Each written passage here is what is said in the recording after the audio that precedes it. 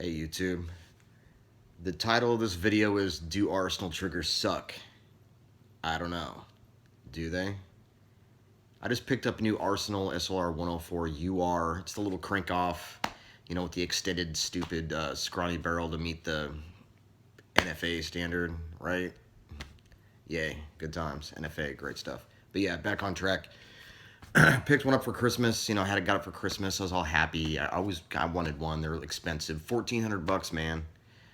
$1,400. One of the only places I could find it online, or the wife could find it online. So she picked it up. $1,400, and I get this rifle. Great rifle. Fit and finish is beautiful.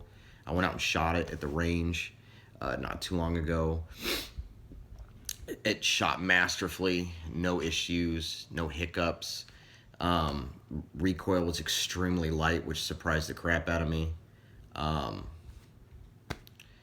Just it fired really well, It didn't throw brass 10 miles like a lot of overgassed AKs do. The gas seems pretty balanced on this thing.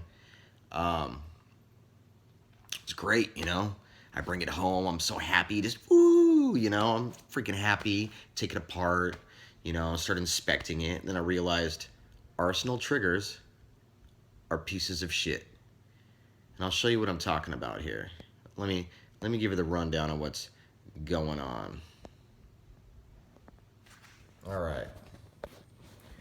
So here's the SLR 104 UR. Right?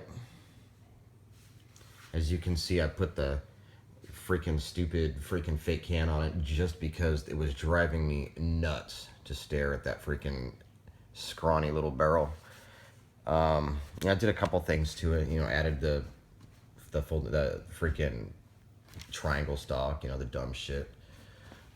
But we're not going to talk about that right now. Let's talk about Arsenal triggers. All right, the fun stuff. All right, and like I said, look how nice. This rifle isn't used for shit. One range trip, 200 rounds. All right, here's my 200 round review. All right, pop the cover. Yay. Spring loaded. Yeah, that's nice. Okay. The freaking buffer spring. Amazing. Wow, look at it. No problems. Yay. Let's look at this. Let's look at this bolt carrier.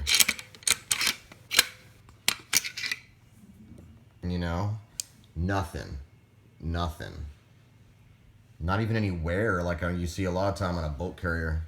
Little wear spots where it's grinding and rubbing. Nothing. Bolt, a little bit of finish wear, but that's normal. I got Bulgarians. I got all kinds of AKs. The finish wears off. That's fucking what it does. All right. Let's look at the back of this thing. See if you could see it. No deformations for shit on the back of the dovetail. Nothing. Right? Just a little bit of wear of finish. Same thing with the bolt carrier. The back end of it where it's riding its trigger and sear the trigger back into sear. All right, nothing there, right? Okay, cool. Let's keep moving on. All right.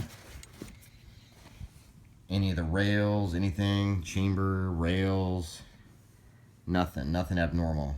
Looks great. Let's move to the trigger. All right, let's get down to this trigger. All right, there we are. There's the trigger. Wow, look at that massive indentation on the face of the trigger. I wonder what that's from. Oh, wait a minute. I can tell by the pattern. That's from the freaking back of the bolt.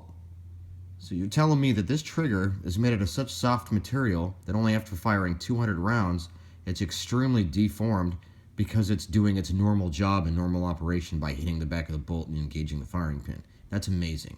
Awesome. Outstanding job, Arsenal. Oh, let's look back here. The bottom. Let's see if I can get this light on. Let's look at the bottom of this this trigger. Oh, what are those ridges? What is that? Oh, it appears as if I'm missing all kinds of meat. What are those jagged ridges? Oh, that's where the freaking back of the bolt. That's where the back of the bolt carrier is actually pushing the freaking trigger back so it can sear back into its sear position. That's amazing. Look at that. That's jagged as shit. I can run a fingernail through there. My fingernail's catching on that shit. That's horrible. Arsenal, what the fuck, man?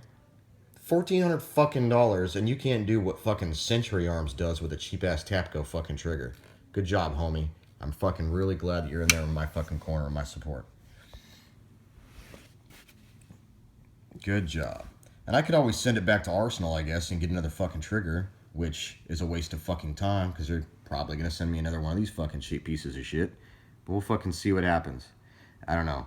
I've already put in my my request for a RNA freaking so I can send it back, but I figured this. I figured what's going to happen is shipping back and forth is going to cost me more than it's going to cost to get like a drop-in trigger of any other type, whatever, you know? And then the trigger that they do give me is going to be a jacked up piece of shit too, so hooah. Thank you, America. All right, guys, thanks for bearing with me. As soon as I can get this thing figured out, I'll do a follow-up video. Appreciate it.